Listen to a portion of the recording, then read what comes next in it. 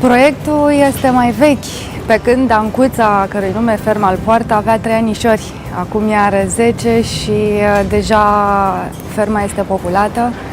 Am început în 2010, după ce un an de zile ne-am plimbat pe la alți fermieri să luăm și noi idei, să vedem ce avem de făcut, să vedem cum pornim la treabă. Și uite, în 2011, prin februarie, au intrat primele văcuțe la noi în fermă. Era, știți cu toții, a fost o iarnă foarte grea, nămeții erau uriași de câțiva metri și ne-am făcut loc cu tirul de vaci, de văcuțe printre nămeți și le-am adus, le-am descărcat și de atunci suntem și am ajuns aici unde vedeți și dumneavoastră.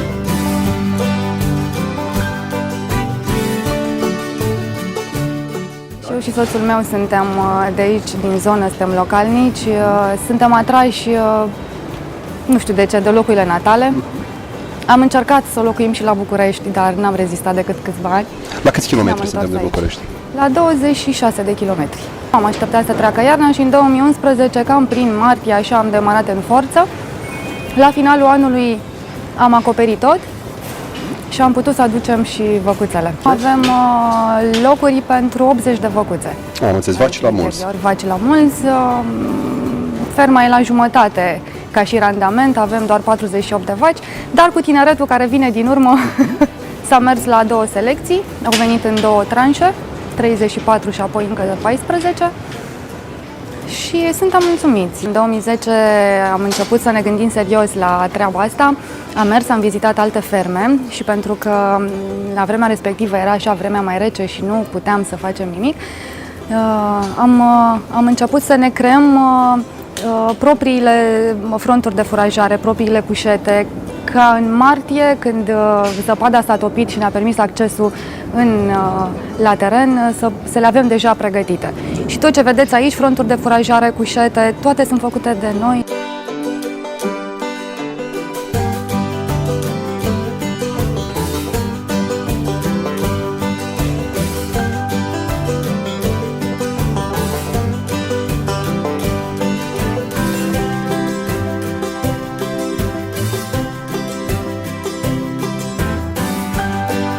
Sala de mulți, nu puteam să...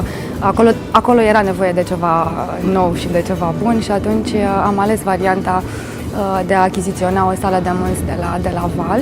Avem o sală midline 4x2 de care suntem foarte, foarte mulțumiți și care satisface foarte bine nevoile actuale ale fermei.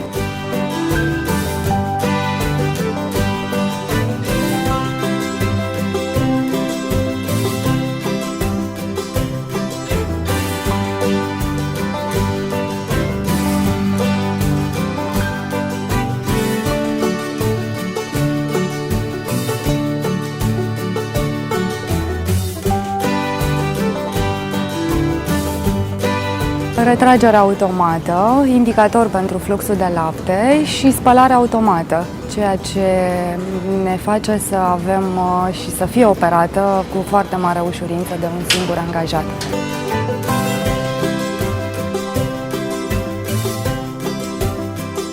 Laptele după mulți, da, la noi este o altă modalitate de distribuție a laptelui, la modul că noi nu-l dăm la industrializare, ci am încercat o distribuție locală în comuna noastră și în vecinătatea comunei noastre. Am achiziționat o mașină frigorifică care ne permite să facem distribuția aceasta cu laptele proaspăt mulți și atunci, pe bază de abonament sau prin comenzi telefonice, după ce ne-am făcut o reclamă prealabil cu niște flyere pe care le-am distribuit localnicilor, primim comenzi și distribuim lapte proaspăt mulți. Iar ce ne rămâne nedistribuit îl procesăm în ferma noastră și de aici telemeaua proaspătă de vacă 100% naturală.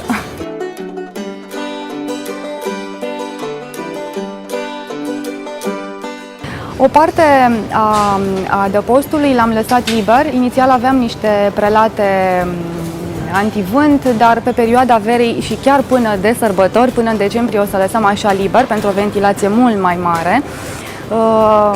Avem un ventilator, probabil va mai fi nevoie de încă 2, dar ne gândim la lucrul ăsta și acoperișul în sine, construcția adăpostului, ne permite o ventilație corespunzătoare și circulația corespunzătoare a curenților de aer.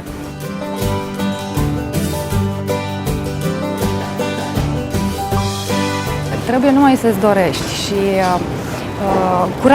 curaj, ambiție și să iubești probabil și animalele, pentru că de la ele urmează să obții profitul, dar nu trebuie să privești totul ca pe o afacere. Și eu cred că seriozitatea și dacă îți dorești cu adevărat să faci ceva, reușești indiferent de vârstă.